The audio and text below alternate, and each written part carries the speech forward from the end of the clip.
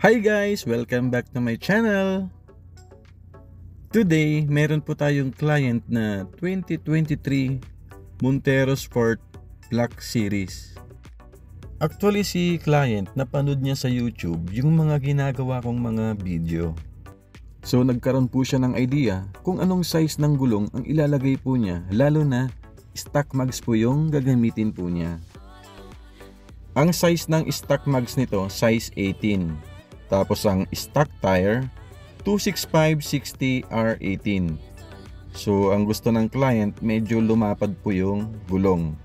Pero nag-aalala siya, baka sumayad yung 285/60 R18. Siyempre, mas maganda i-test fit muna natin para makita po ni client. So tara, samahan niyo po ulit ako.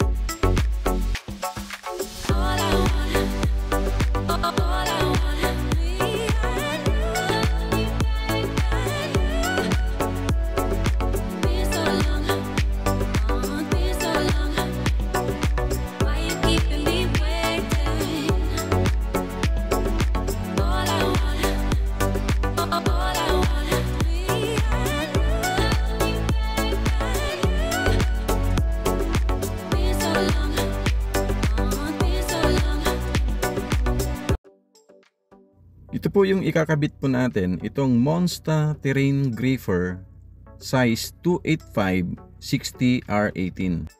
All terrain na rin po siya, so pwede po siya sa highway, pwede rin po siyang pang off-road. White leather na rin po siya. Tapos yung ganitong size, 6 ply lang po. Itong Monster Tires, Australian engineered siya. Ang manufacturing site nila sa China. Production date nito 2023. Tapos iniisip ni client kung babagay ba yung may white leather na gulong. Ngayon kung ayaw mo ng white leather, itong kabilang side po niya, all black naman po siya. So makikita nyo, nakalagay pa rin yung pangalan na Monster tapos Terrain Gripper. Siyempre, mas maganda pa rin yung white leather. Lalo na gagamitin po natin yung stock mags. Kasi po, pag all black po yung ilalabas po natin, para kang hindi nagpalit ng gulong. So, hindi po siya mapapansin. Kung white leather naman yung nakalabas, kagaya nito, napapansin po agad siya. Dahil nag-aalala si client, baka sumayad po yung ganitong size na 285/60 R18 dito po sa stock mags po niya. So, ang gagawin natin, titest fit muna natin. So, tatanggalin muna natin ng hangin to. Tapos, ipipress po na natin siya para ma-dismount po natin yung gulong. Siyempre, dahan-dahan at iingatan po natin to. Kasi glossy yung stock mags nito. Yung price pala ng Monster Terrain Gripper na 285/60 R18, ang isa nasa 12,080.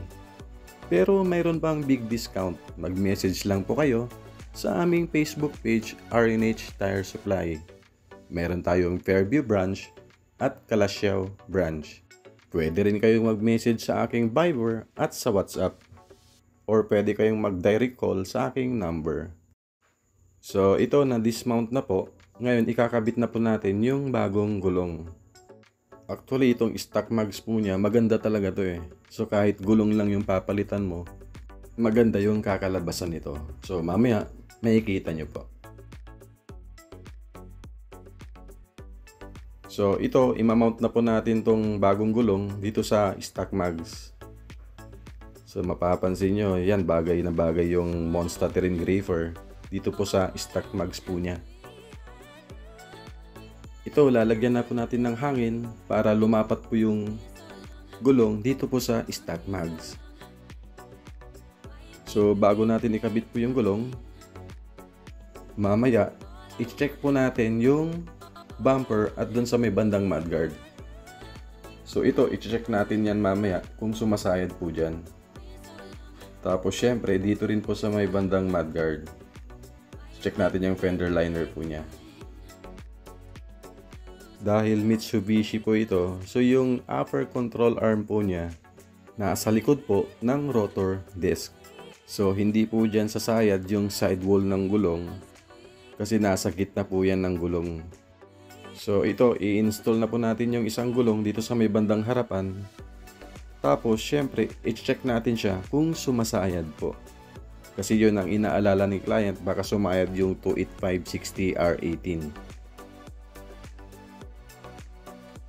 So ito, i-check po natin siya. So ito, pagliko ng gulong, hindi po siya sumasayad sa may bumper. So malayo po siya. Ayan, nakikita nyo. Tapos dito naman sa may bandang mudguard, so napakalayo. Dalawang daliri yung pagitan. So safe na safe yung ganitong size na 28560 R18. Basta stock mags po yung gagamitin.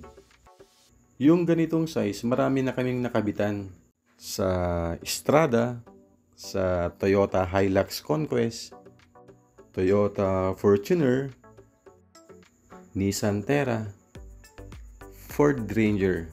Actually, may mga video ako niyan. So, check nyo lang dito po sa YouTube channel ko.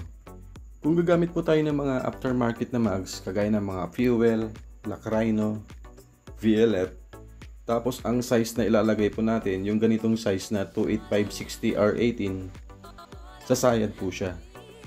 So, ang tamang size para hindi sumayad, 26560 R18.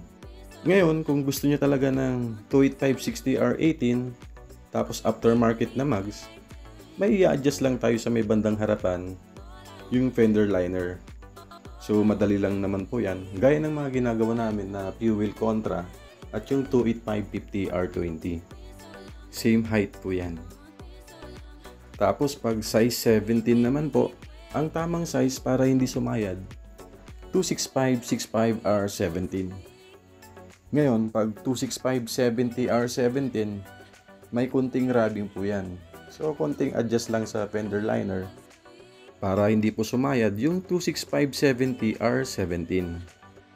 Ngayon, pag nag-size 20 naman tayo, ang tamang size para hindi sumayad, 26550 R20. Ngayon, pag maglalagay tayo ng 28550 R20, kagaya kay Ride with Levy, sumasayad po siya. So, mayroon tayong ina-adjust po doon sa may fender liner sa may bandang harapan.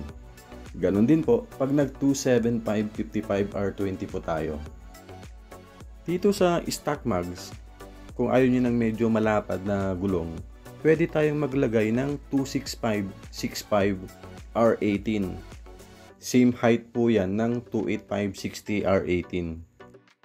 Ngayon, pag yung 27565 R18, kahit stock mags yung gagamitin natin, may konting rubbing po siya. So ito, patapos na po yung installation. Ito po yung pinaka-importante, yung paghigpit ng mga lug nuts. Kailangan wag nating makalimutan yan kasi napakadelikado niyan pag hindi mo nahigpitan yung mga lug nuts. Doon po sa mga magtatanong kung pwede bang maglagay ng wheel spacers na naka 28560 R18 na gulong tapos stock mags ang gamit, sasayad na po siya. So ito po, patapos na po yung installation. Ngayon, ita-tire block na lang natin tong gulong para pumuti yung letter nitong Monster. Itong gulong na nilagay natin, kahit malapad po gamit yung stock mags, hindi po siya lumabas sa fender. Halos pumantay lang po siya. So not bad naman. So ito na po yung Montero po niya na naka 28560 R18 gamit yung stock mags. Actually si client happy and satisfied po siya doon po sa gulong na kinabit po natin. So ito na po yung Montero po niya. So kahit gulong lang yung pinalitan, bagay na bagay siya dun sa stock mags po niya. So ayan, makikita nyo. Itong kinabit nating gulong na 28560R18, tumaas po yung sasakyan niya ng 1 inch. Sa susunod, gagawa naman tayo ng video ng Gen 3 para tignan natin kung kakasya rin yung ganitong size. Kung meron kayong mga katanungan, mga inquiries, pwede nyo i-comment dito sa baba or i-message po kami sa aming Facebook page, RNH Tire Supply. So hanggang dito na lang po ang video na to. Kung nagustuhan mo ang video na to, please like and subscribe.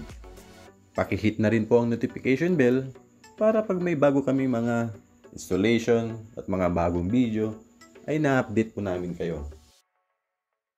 Thank you for watching. Bye!